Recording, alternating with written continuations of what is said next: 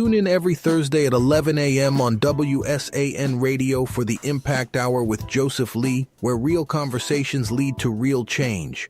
Joseph Lee is a licensed therapist with over 15 years of experience, and each week he brings practical guidance, clear insight, and solutions you can use to navigate stress, anxiety, relationships, family pressures, and the challenges we're facing in today's world. Today's discussion pulls from Psychology Today magazine and other trusted resources because your mental health matters and your community matters. Have a topic you want us to cover? Reach out to WSAN Radio and let's talk. Let's break the silence, strengthen our families, and make a positive impact together. The Impact Hour with Joseph Lee, Thursdays at 11 a.m., only on WSAN Radio, the soul of America and beyond. And yes, we are here this morning, and Joseph, it has been incredible few weeks that's been going on, and we know it's been a lot of shootings going on. And one thing I want to bring up, did you hear about those two houses that exploded from gas explosion right down from each other here in San Antonio? Sure did. And that made the national news, and people were scared in that neighborhood, want to know if their house was next.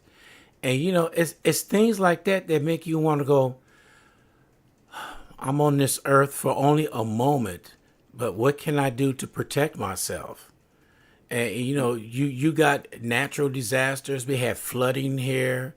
We had shootings. We had everything rolled up in one in 2 weeks here, just in San Antonio and around the country too. So, and you know, like you said, mental health is definitely needed. I was talking to Dr. Gloria Wright. She does the CNA. People come to school to become nurses and everything. And we were talking, and she said the number one thing out there is mental health, followed by nursing. Those are the most two secure jobs you could have in the United States and the world right now. And she hit the point on that one, Joseph. Yes, yeah, I'd agree. You know, my wife's a nurse, and I'm of course a therapist, so I can speak to both of those. And yeah, we have a lot of opportunities job-wise, and some of these are very difficult in terms of mental health. But if you're telling your children to look at something that you know, be a quick turnaround in school, but be a unlimited field for opportunity, I'd say first look at nursing. That is a very short turnaround time in terms of 2 years. It's not easy, but the work you're able to do, there's 150 different career fields in nursing that you can do. So it's not just, you know, bedpans and blood and all that, like a lot of people think, you know. My wife is working from home right now, so it's you know, in a nice position. And you know, mental health, I have a lot of different options, and I'm going to talk about one of my options that I do, which is, you know, I've said it on the show and talked to you about being a crisis care responder. So you know, anytime there's a tragedy, you hear them say that, you know, counselors are going to be on site or available. There's a lot of those things that don't make it to the news. The counselors are still going to working with EAPs and representing different EAPs and whatnot. That's one of the things that Impact does, and one of the things that I do.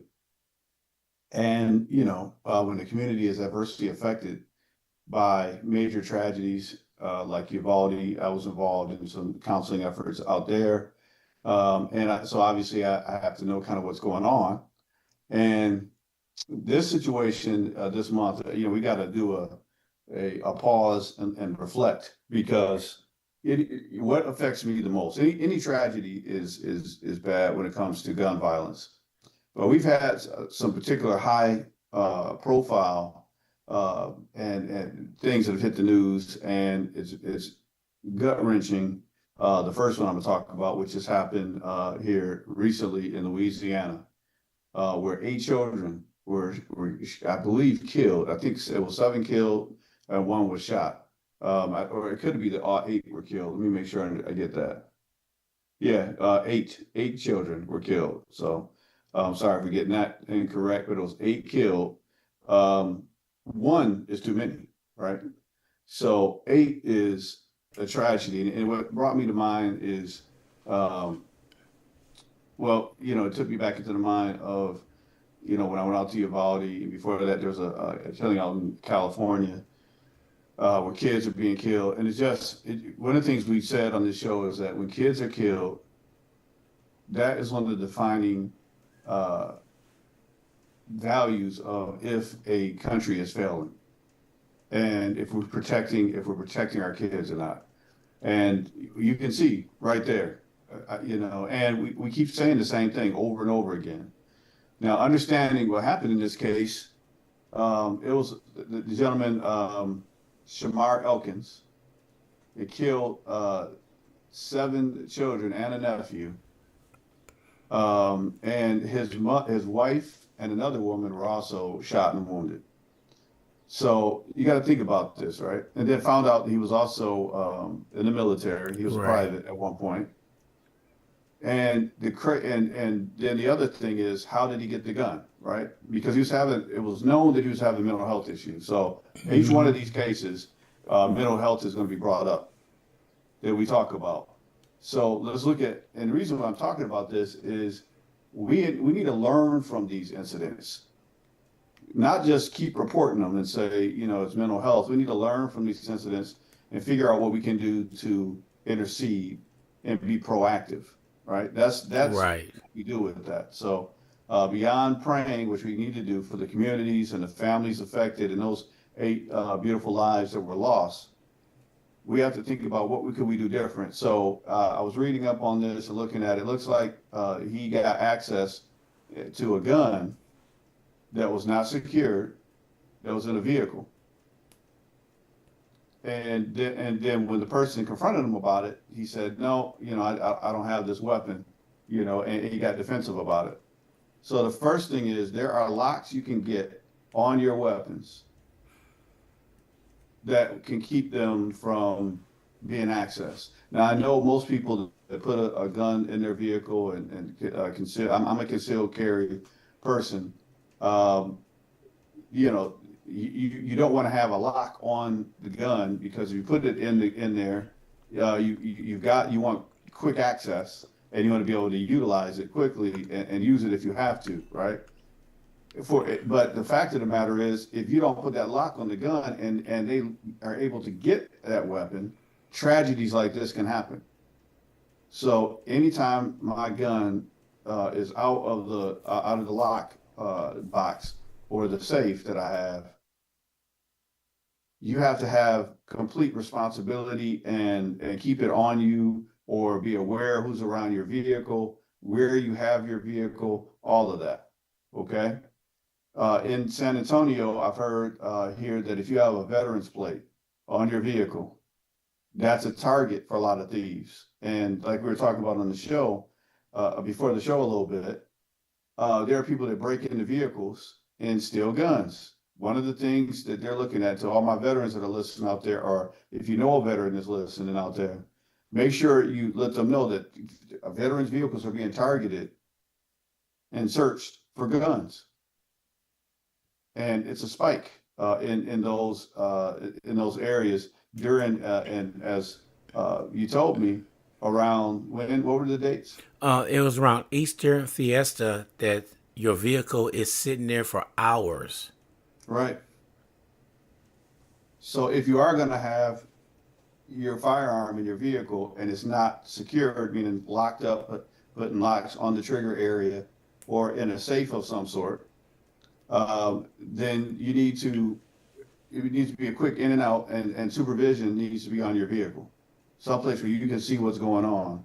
And even then, I think, if you have it and you have the right to carry, you probably need to keep it on your person, right? If you have a permit to carry. And the other thing too is, we've got to self-regulate ourselves.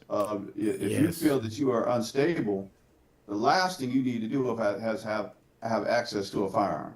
But telling people that is like telling a bird not to fly, right? So it's if you got the gun, trying to pull weapons. We have this romantic notion of firearms in this country, that, and that is some inalienable right to have, military grade weapons in a community that's struggling, in a country that's struggling with gun violence. So when you have mental health issues, or there's very traumatic things going on in your household, the last thing you need to have around is a gun. Exactly. Or around a person is a gun, right? So, we got to figure out a way, first and foremost, to secure these weapons away from people that have mental health crises or going through something that could turn into a mental health crisis. So what is that? Losing a job, going through a divorce,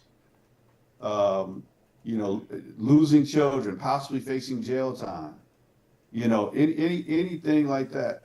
If a person is struggling with depression, mental illness, schizophrenic behaviors, there's a whole myriad of things that we need to be aware of. But bottom line is common sense. It's got to become common when it comes to firearms. I can tell you all the protocols and all the mental health things that you need to be aware of. But if you know a person has just gone through something, going through a divorce, if they just had a mental health crisis, the last thing we need to do is allow them access to a firearm. That means, first and foremost, like Michael Jackson used to say, look at the man in the mirror, make sure that you don't have a firearm that's accessible to someone that could be going through a crisis. Or be in a situation where you know somebody's going through something, ask the tough questions. Hey, do you have access to a firearm? Do you need to, you let me hold your weapon for a minute, until you get this situated? Maybe get law enforcement involved. But this old adage that we have in our community of what happens in this house stays in this house. Remember we talked about that episodes ago? Sure did. This is a perfect example in all three of these cases on how what's going on in the house don't stay in the house. Unfortunately, what's going on in the house is ending up on national news now. Mm-hmm. Right? So we lost 8 children because of what was going on in the house. So, you got to pay attention. If you know somebody, and I saw the other guy, a family member, I believe, saying, well, you never know what's going on. Hey, you need to ask. Check on your people. You need to check on what are they going through? Well, somebody knew that he had went to the VA and had an extended stay there. One of the main things when a person gets committed, after I commit a person to a facility, is I make sure they have no access to lethal weapons when they get out. Yep. It's very clear. So let that be known. That's the protocol. That's the correct protocol. When a person goes in for treatment, when they get out, they should not have access to any lethal weapons, sharp knives, guns, for God's sake. Anything. I don't even want a baseball bat around the person. That's so true. You got to think about it.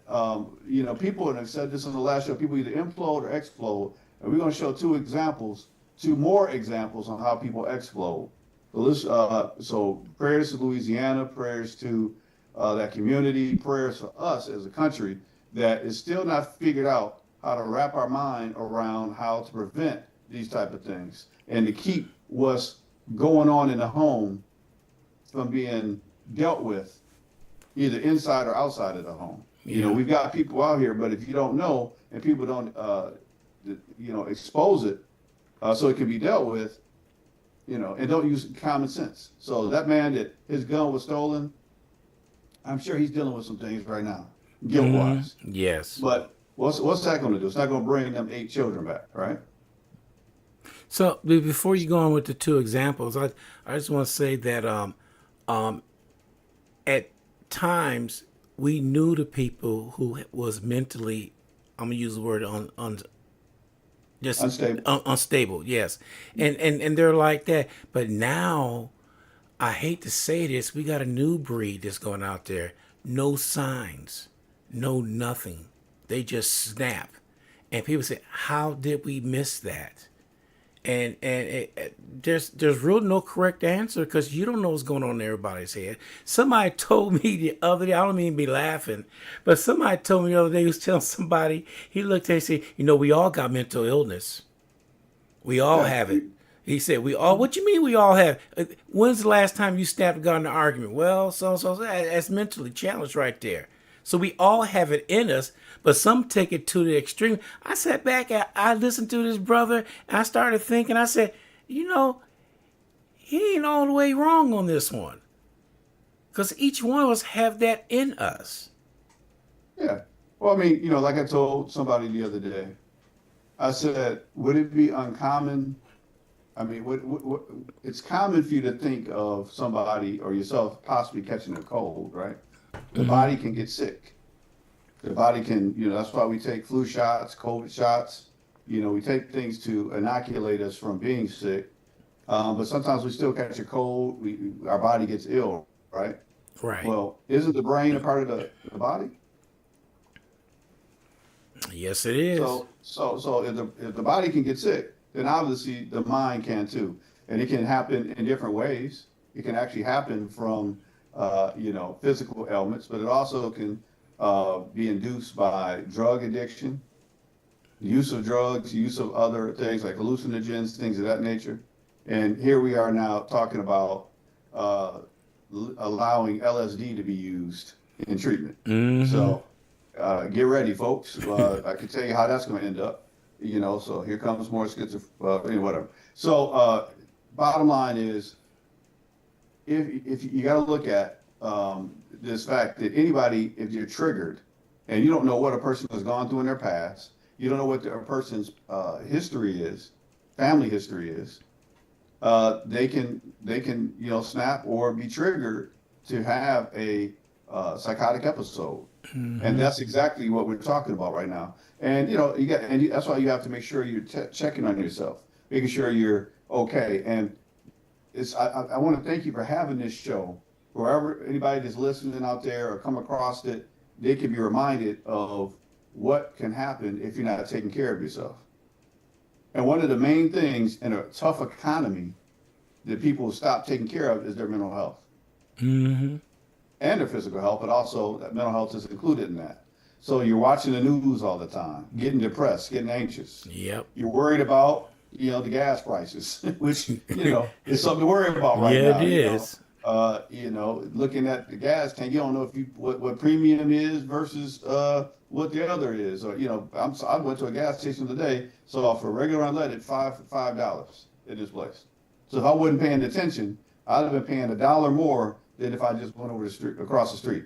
Yep, exactly. So it's crazy. So people are getting shocked at the gas pump, shocked at the store, shocked at everything, and then come home on the news and getting shocked. Well, it's hard to say, oh, how am I feeling today? And what's going on with me, or what's irritating me? How am I responding to my family? It's interesting all this is going on. And in 1 month, we've had 3 major tragedies affecting the Black community. And these are some high profile killings and deaths. So the next one we got to talk about that happened April 1st, 2026 here, is Vice Mayor Nancy Mateo Bowen in Coral Springs, Florida, where she was killed by a premeditated murder by her husband, Stephen Bowen. Come on now. And she was about to run for, I think, either the Senate or Congress. And he calls, I think his uncle, to call somebody. I don't want to say, I don't know who he called, but he called somebody and said, I can't take it no more. I couldn't take it anymore. Wow. Couldn't take it anymore. Grown man without the ability to figure out how to deal with what he's going through. Because of that, what happens in this house stays in this house. And then the other thing is, when you have, it's interesting that these next two, this one and the other one I'm talking about, these are political figures. So there's that added secrecy to not wanting to be exposed that's going on, right? So we got three things that we're going to focus on that could have helped in this situation. Number one, making sure the weapons are secure. Being transparent when you're going through something, and keeping the weapon out of the home if you're going through that type of stress and duress. Because in this case, I don't know how he had the firearm or whatnot, but they obviously were having some type of issues before we got to this point. If he couldn't take it, what could he take? It's obviously some type of arguing, some type of discord in the home. So the last thing is, you want to get access to a gun, and we got to start working on coping skills and social skills with our kids. Yes. If you don't hear nothing else, well, you need to hear all this, but one of the most important things we got to get to our kids to understand and get people to understand is how to communicate. They need help, that it's not a weakness to ask for help, because there is help available. But if you don't put any water on that fire, it's going to burn the house down. It's going to burn the community down, and the community is burning right now. The village is on fire right now. In every city, there's something going on with a doggone gun that shouldn't be. And these are high profile folks. So these are people that are in high positions, like vice mayor, the ex-lieutenant governor. That's what I'm going to next. These are high profile situations. So imagine all the places where the people aren't high profile, what's happening in the community. I don't even want to know. But I do know, because I'm getting the crisis calls. I'm hearing about it. I'm seeing it. I'm seeing on Facebook how many people are being killed by gun violence. Man. What's it going to take for us to wrap our mind around the fact you can't just blame it on mental health? Okay, yeah, mental health is out there, but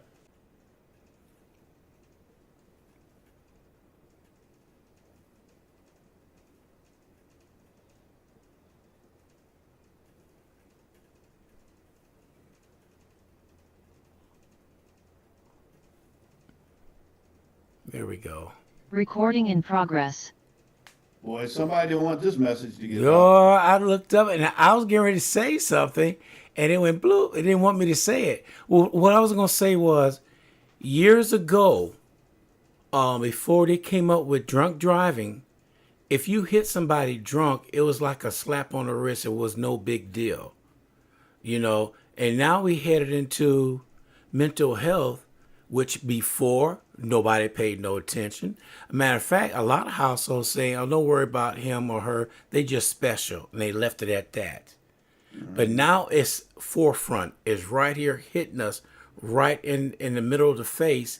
And honestly, Joseph, we still got people going around here who don't know what to do.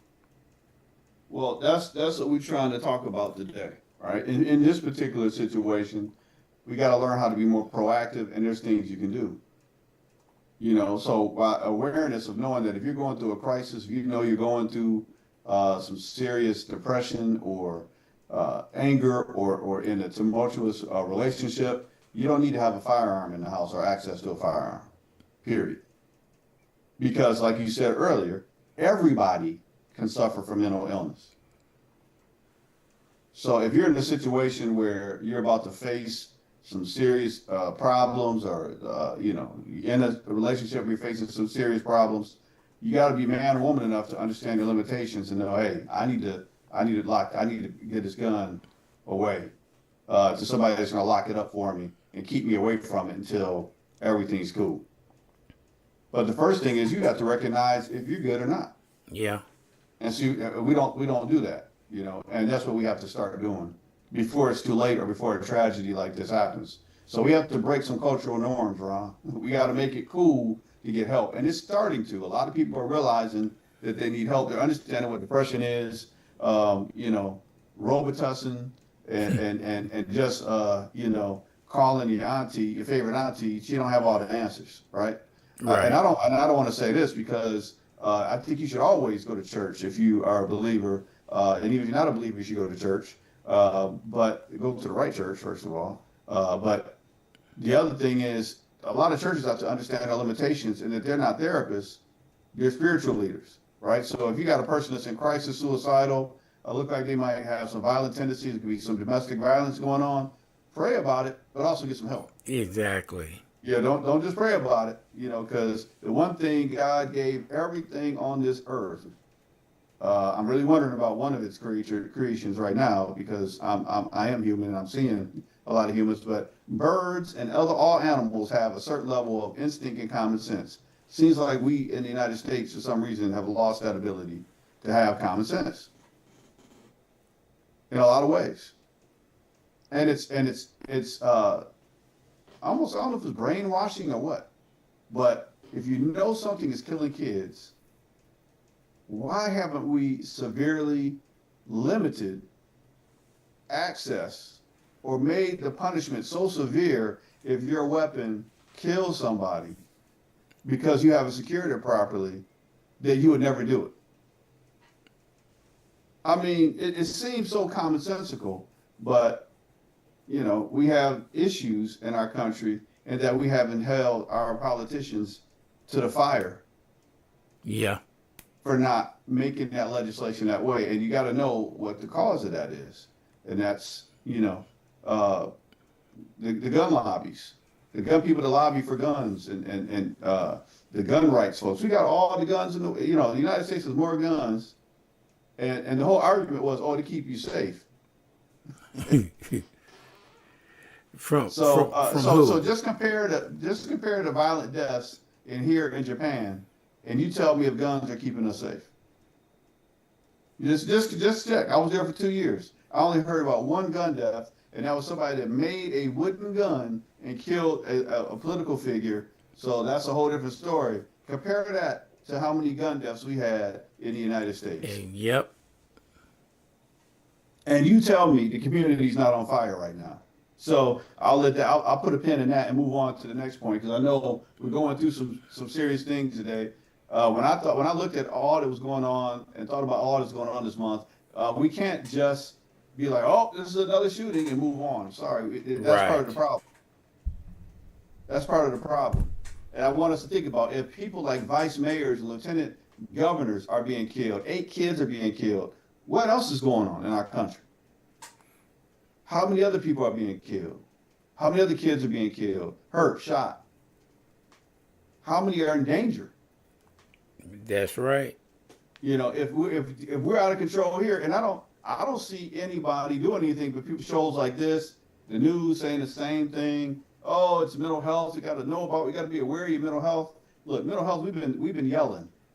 I'm yelling right now, as I hate going to these calls. I love helping people that have gone through a tragedy, but I don't like going to them. I don't like going to tragedies.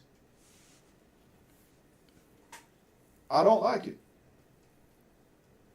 What am I supposed to say to a community that's been ravaged by gun violence? It's going to get better? Is that what I'm supposed to say? Well, if you or can I be proactive? But if you're not listening, when you're being proactive, we just keep repeating the cycle. Keep repeating the cycle. So looking at this situation here, so we're looking at the elements. What are the elements that we can say we can identify where a person might have a active shooter or domestic violence situation that result in death? We talked about with Vice Mayor Mateo Bowen, the guy said that he can't take it. So here's the thing. When you see somebody going through something, domestic violence, what do we say? Oh, that's their business. We better not get in it. Yeah, that's exactly what we say.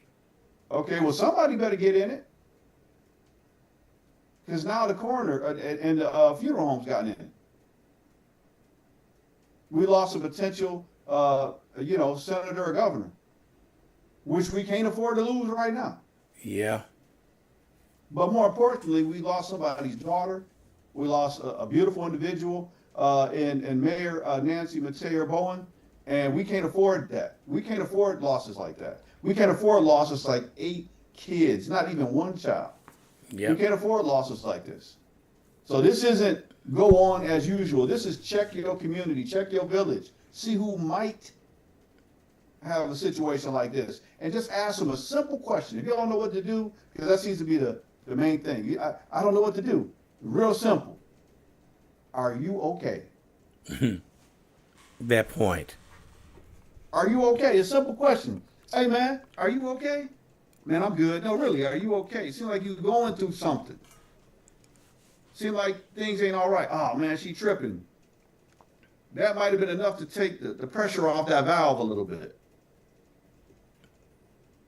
And then say, okay, hey, man, you might not want to have no access to no firearms.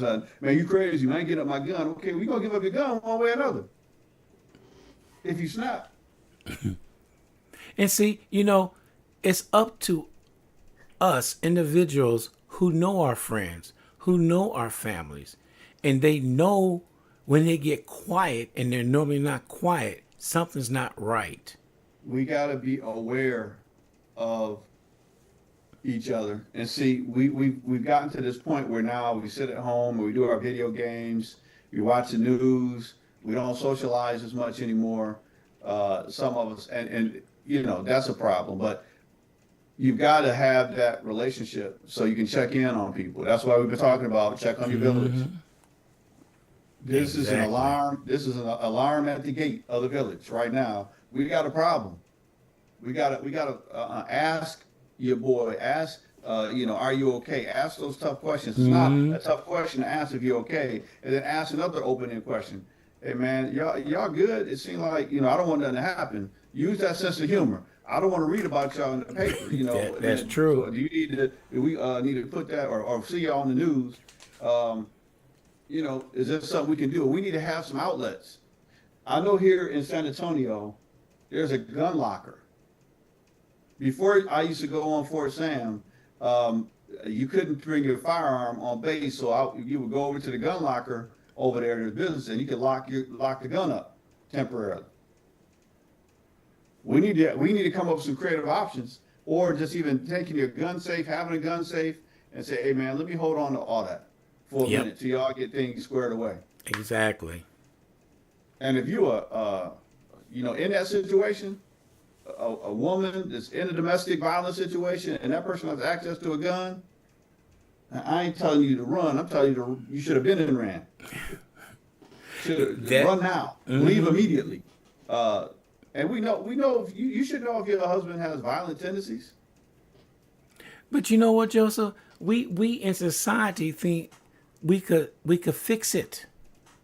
Well, we always think we could fix things that's going. Oh, he's like that all the time when he drinks. You just said the key word. He's like that all the time. Well, here's the thing. I'm not putting the onus just on the domestic violence victim.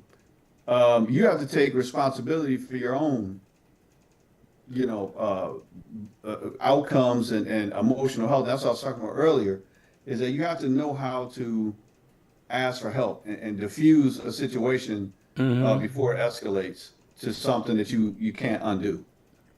But also you have to be aware, right? If there's a potential for a person to snap, because like you said, sometimes there's really no signs, but you don't know what a person's dealing with. So a person's closest to them, seeing any behavioral changes or demeanor changes, then you need to start asking those questions. A simple question: hey, are you okay? Mm-hmm. And you know by the response if they're okay or not. Even if they say, yeah, I'm good, and it don't seem like they're good, what do I say on this show all the time? Your actions speak so loudly, I can't hear a word you're saying. You're supposed to look and watch the behaviors and see what's going on. And they suddenly change, or they're going through something that don't make sense. Because I'm going to tell you something. One of the signs is very dangerous. If a person is going through a whole lot, see like the world is falling on around them, and they suddenly get real happy.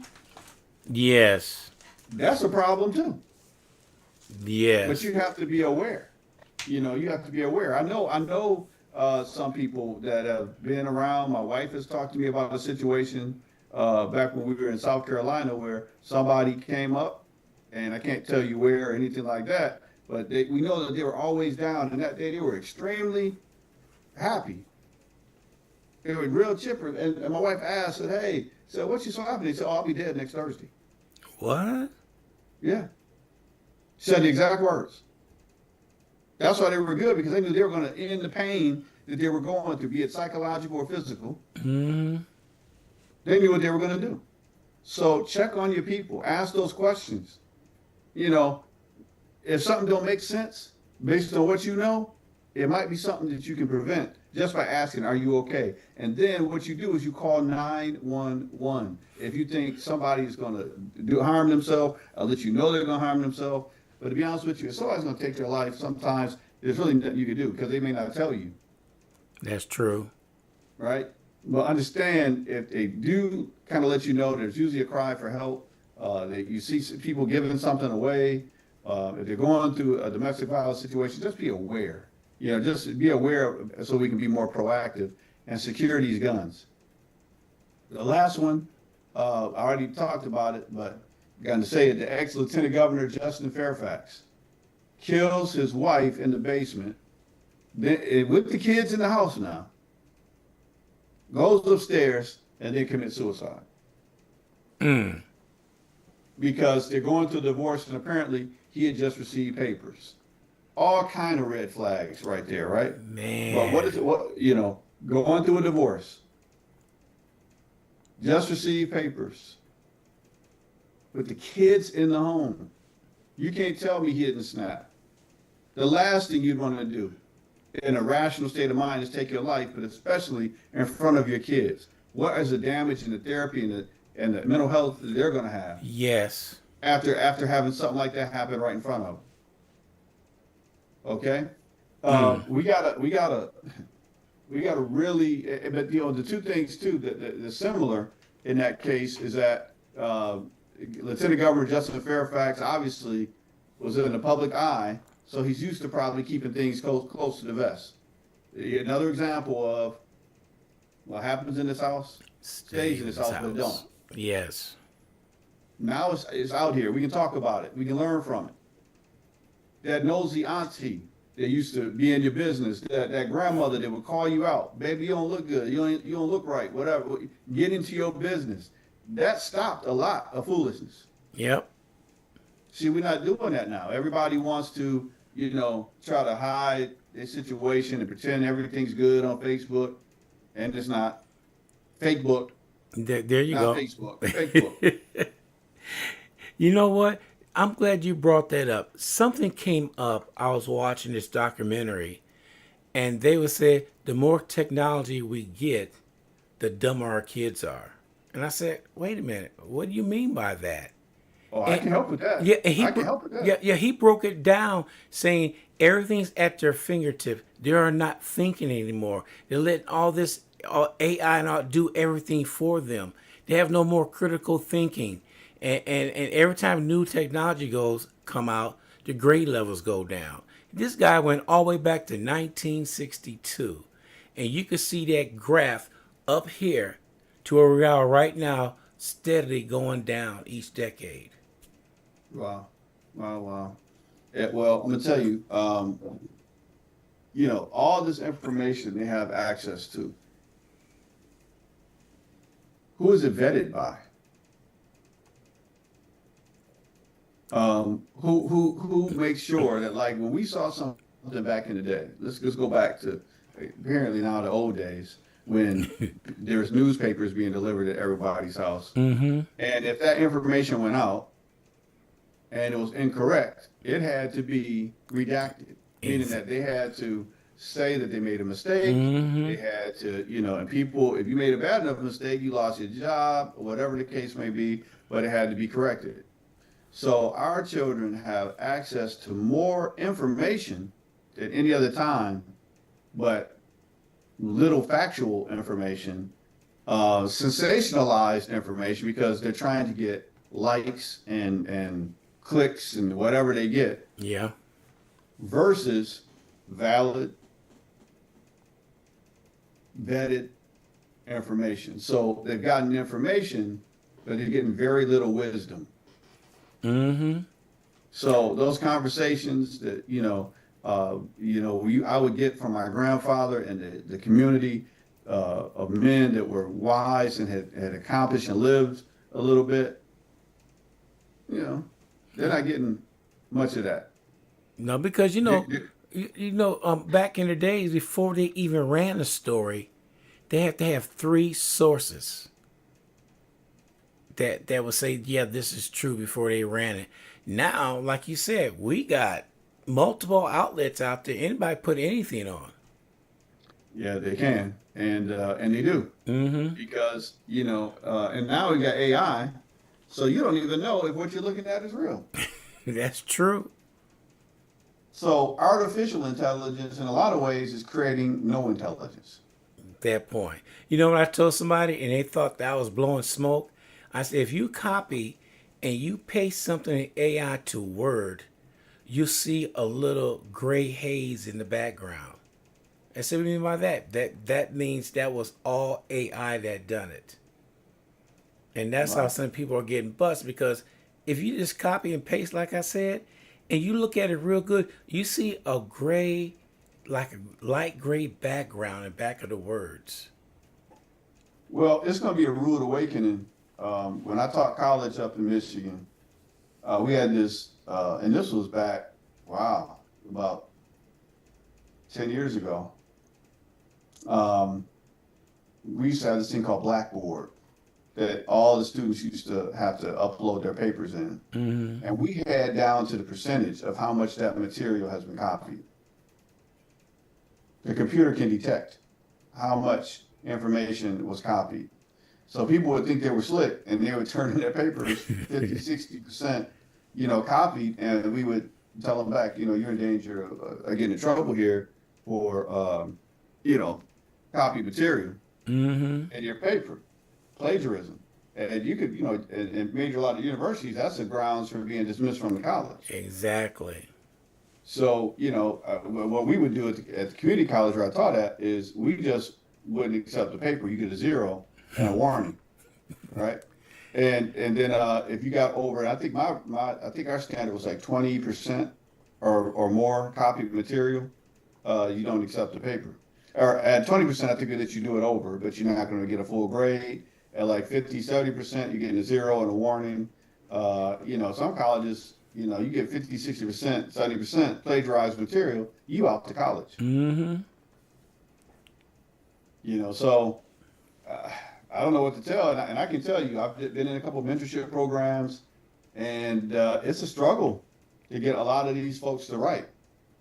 Now, again, and then also, most kids need to be able to write in what's called APA format. Now, what is APA? Ironically enough, is American Psychological Association format. So, hey, you'll already be able to write as a therapist. If you're doing evidence-based papers, Yeah. which you're going to need if you want to get an advanced degree. But not everybody, is going to college. I get that. But you need to be able to convey your ideas in writing, because if you go to therapy, any therapist is going to have you most likely start a journal. And if you can't write, how are you going to articulate your feelings? Exactly. So again, you can't get around it. We got to learn how to help our people communicate, help our kids communicate, let people know it's not what happens in this house stays in this house. Because I just gave you 3 examples of how now the community is outcrying. Now we don't know how all this happened. It starts with that nonsense we were conditioned with as kids, that what happens in this house stays in this house. That is the biggest lie out here. That's how so many kids have been molested. That's how so many violent situations, domestic violence situations, escalate to this.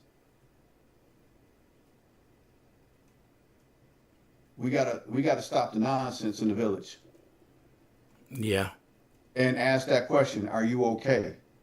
That uncle that guy called that killed his wife, Matea Bowen. If that uncle would have got that call before that day, I said, but how would he have known? If they were keeping it to the vest, too close, Right. how would he have known the call? Right. So we got to stop when things are going off in the family. You got to reach out to a therapist. So we can check in and say, hey, do you feel safe? No, I don't. Yeah. So we can get some help in that situation.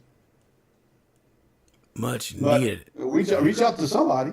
If you're not worried about it getting out, then reach out to a therapist. We have confidentiality, but everybody knows we will breach confidentiality on is if you are a danger to somebody else, or if somebody is a danger to you, or a danger to other people, then we will breach that confidentiality and get some help in that situation. Mm-hmm. Now, that's what we got to get to it, man. So I guess, yeah, there's going to be a boom in mental health. But the sad thing is, I don't want to talk about healing after a trauma has happened, when I could talk about being proactive and keeping the trauma from happening. That's what this is about. That's why I brought up those 3 horrific tragedies, so we can learn from them, so that we can do something proactive, talk about it. Mm-hmm. We've been talking about, and I'm going to keep talking about, the village. You don't have a village if you're not communicating. That part, yes. You don't. There's no way. There's no way you can have one. And that's why we're struggling in the village now. That's why we're trying to reconnect the village, so that we can start healing, finding out what's going on. And we all going through something. All of us, even with decent incomes, still retired, and then still working, whatever we doing. We all struggling. That's right. Everybody. How do I deal with it? How do Ron deal? We have a village. Number 1. Number 2, we communicate. We stay connected. Number 3, we're aware of our surroundings and what's going on, and we are involved in different things in the community. And that's real important. And I got to talk about it, right now. I got to put it out on the station. But we got on Saturday, May 9th, 2026, at Antioch Baptist Church here in San Antonio, 1001 North Walter Street, San Antonio, Texas, 78202. A mental health matters for him, her, and everyone. What's the T? That's the flyer. So you can see it on WSAN Radio's page.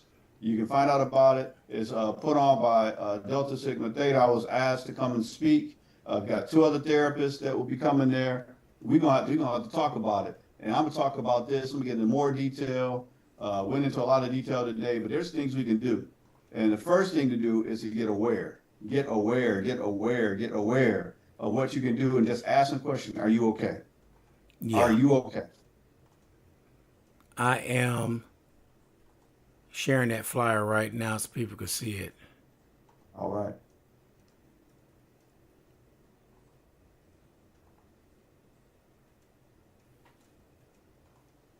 Okay, there it is. There it is, right there. Uh-oh. Now I'm seeing a whole bunch of other stuff. Oh, a whole bunch of other stuff? I see a whole bunch of other stuff. That's cool. Currency, all kind of stuff. You see that right now? Yeah, I'm seeing. I don't see. I see the one you're trying to show us down in the middle. Okay. You got. I don't know. You already doing better than me. So. I don't know what happens sometimes when I share this, doesn't share right. But well, hey, it was up there for a second, so people can roll back the video and get the information. Take a screenshot. Again. Can you see it now? Yeah, I see it right now. Okay. Yeah, I see it right now. So I want to thank Delta Sigma Theta for inviting, Kappa Alpha Psi to show up, and my fraternity brothers, San Antonio Alumni Chapter, asked me to represent the chapter and to come out to support Delta Sigma Theta. So you talk about the Divine Nine working together, right? This is a perfect example of how we work together, right? So we've got some people in the community, and I don't know these young ladies if they're Deltas. I would assume they would be, but if not, they could. I'm pretty sure they are. But we work together as Divine organization with Delta Sigma Theta. I've worked multiple of their events that they've asked me to come out, and they've supported me throughout my career. So shout out to Ellen James, who is a Delta Deer up there in Grand Rapids. It helped me out to get me connected in the whole Divine Nine thing, into being even talking to our poll mark at the time, giving me my recommendation of being a stand-up guy, and that influence. I'll never forget that. And just we all help each other. I've been helped out from and I've helped out a lot of people in the Divine Nine because I'm a part of that. I'm a life member of Kappa Alpha Psi Fraternity Incorporated, and we're about achievement. That's what we're about. And that's what we try to do. And trying to help other people, be a voice to the voiceless. That's what we do as Noops. And that's so important. That's so important to get this out there, and because you know what I have found out, that you think you got it bad, but when you turn around and tell somebody your story and what you're going through, and when they say, "Well, I'm going through this," you sit back and say, "Well, my life is not that bad. Look what this person going through." So you will sit up there, you will help each other out, and there's a common bond that comes on if people open up and talk. And like you said, Joseph, communication is the key. Communication is the key. And what have we been taught in our community about, communicating about our problems? To not say nothing at all. Mm-hmm. What they call it, dry snitching, or whatever. We got some of the craziest, things. Yeah. And I used to talk about that back in the day. Like, you talk about snitching, and that was from like the mafia, and they were taking care. Now, you don't tell on them, but they also helping to protect the community. And we got people that there's no value whatsoever in not, letting the police know what's going on, because they're not doing anything productive for the community or helping you out. But you're not going to tell the police because you're worried about what's going on and getting shot either way. Yeah. But just being at the wrong place at the wrong time. So it's like we gotta figure this thing out, man. And I'm not saying, if you're in the life of crime and you're not snitching, first of all, get out of the life of crime as best you can. Because somebody may snitch on you. Because somebody may snitch on you, or it's a mess, man. But I get it. There's a part of our culture that is destroying our culture. Yes. But that's the culture. So we gotta, I don't completely know what we can do other than understand what the outcome is. And if babies are dying because of it, if people are getting killed unnecessarily and not even involved in the nonsense because of it, we gotta step up as a community and stop it. We used to have those efforts back in the 80s, stop the violence and all that. Yes. Well, it hasn't stopped. So we're gonna have to understand there's some deeper things, mental health wise, that are going on, understanding the triggers, understanding what you've been through. And when you don't deal with what you've been through, it comes out in your behavior. That's one of the whole reasons why we have mental health. If you see a child that has gone through something and seen you being abused and all that, and they haven't gotten any help, you don't know what that's doing in the back of their mind. It's going to end up playing out in their future. Yep. And then we've got all these weapons out here. And I hate to say it, Ron, I hate to say it, man. It almost looks like communities are being set up to fail because they keep building bigger jails. Mm-hmm. They keep, beefing up the police force, and they're now taking resources from education. So what do you think the outcome is going to be? Put more in jail. That's what they want. That's a moneymaker for them. I started this field teaching about the school to prison pipeline paradigm. I started this field talking about that. And look it up, see what it's about. See about the third grade performance levels and how they build community, how they decide how many jails are going to be needed by the third grade performance levels of our kids. So this talk about education and how important it is, when was the last time we've had that type of discussion in our country? How important education is. Yeah. That used to be a topic. It used to be something we used to be concerned about, but we've gotten so sidetracked by the sideshow of foolishness and miscellaneous wars that we're losing sight of the main thing. So tighten it up in the village, tighten it up in the village, communicate, check on your people, ask them, are they okay? And when they say they're not okay, know what to give them. Tell them, hey, if you feel like hurting yourself or hurting somebody else, call that 988. 988. Let me say it one more time. 988. Mm-hmm. Call it. Get some help for somebody. Reach out to Impact. We'll find somebody. We'll connect you to somebody. Trust me, it's not just about a business plug. No, I'm good. I've got enough clients. Yes. You know what I'm saying? That I'm working with and all that. But I've got a collaboration I work with of life coaches, some therapists. One of them which is going to be going overseas, and we may be doing some international work here soon with another organization I'll be working with, and I'll give you more information on that. But we got a lot of work to do here in the States. A lot of work to do. A lot. And I know how involved you are with the election stuff. We've got people, doing some dirty stuff in the election, process. So I want to give a shout out to my people.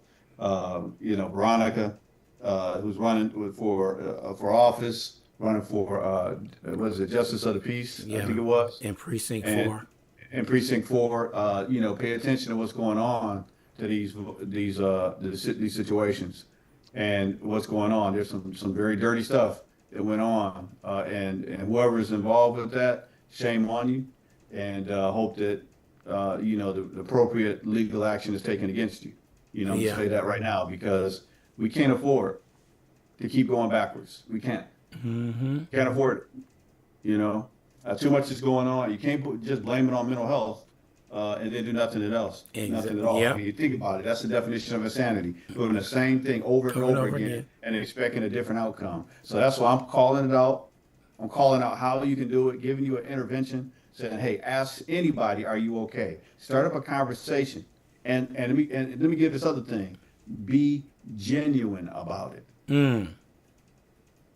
Don't just ask, are you okay? Like, what's up? No. Yeah. Are you okay? Mm-hmm.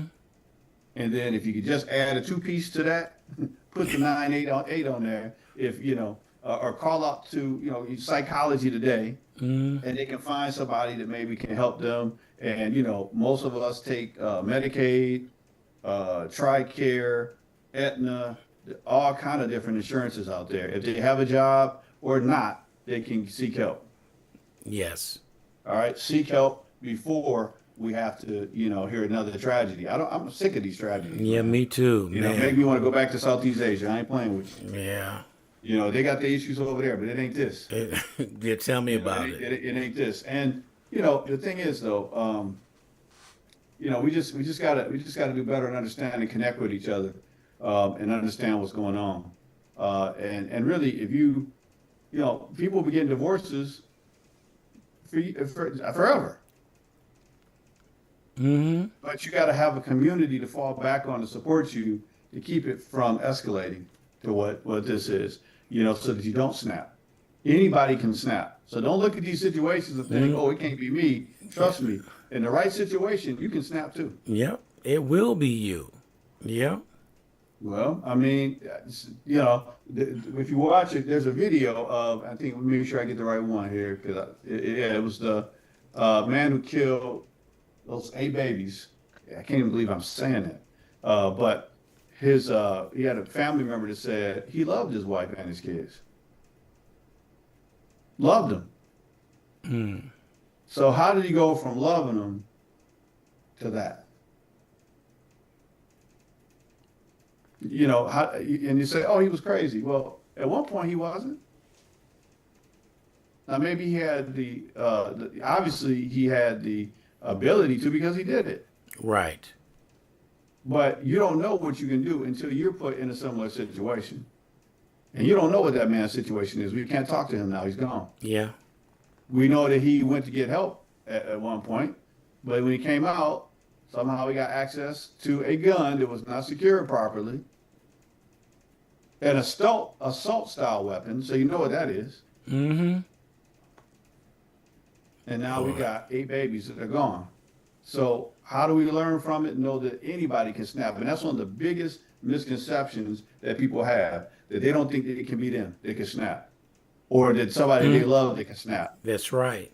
So let me just let you know, everybody can snap. Everybody can. And what you might be looking at right now in the house with you is somebody that's about to. What are those signs? If they have kind of pulled from a lot of the things that they used to do and like to do. If they're getting if they've got a diagnosis of PTSD, watch them. Check on them. Make sure they're getting involved in some type of groups that or encourage that have PTSD. The military has a lot of them. Have them talk to some people that can help them identify when they might not be good, because they may not even know. They might think that this is normal for them to be going off for the smallest thing. Yeah. That's how we start with that, man. So anyway, so many things to talk about, so many things that we can do. The first thing is just being aware, communicate. Just ask, "Are you okay?" and have some resources. Contact Impact, and we will give you some resources, some things you can tell people where they can go to get some help. Regardless of what your financial situation is help out there. Yeah. I know So therapists that work on a sliding scale, all that. So a lot of people build insurance, but we want to help, but we can't help you if we don't know you're out there. Exactly. I feel you. All right, my brother. We're at that time. Oh, man. Yes, sir. But I'm going to talk to you tomorrow and come up with a game plan for some things we need to do, like I said, the giveaway stuff and all that. We'll come up with something. Yeah, sounds good, man. I want to do that, man. That's something that's been on my mind. Doing some giveaways for folks that are listening. We can have some fun with this too, not just education. Yes. I've been in education before, and you get people to listen better when they get prizes. Yes. So true. And rewards. So we got some things we could do. So a goodie bag or something we could get together for people. Yeah. So we'll get it out there. But hey, you know the saying, your actions speak so loudly, I can't hear a word you're saying. A person like me, I listen to both. So There make you sure go. you're saying and doing the right things. I look more at what you do than what you're saying, though. But so be it. Okay. That's what we got. All right, my brother. I appreciate you coming on the show today. I appreciate being here and the opportunity. Okay, and we'll talk to you later. All right, later. All right, later.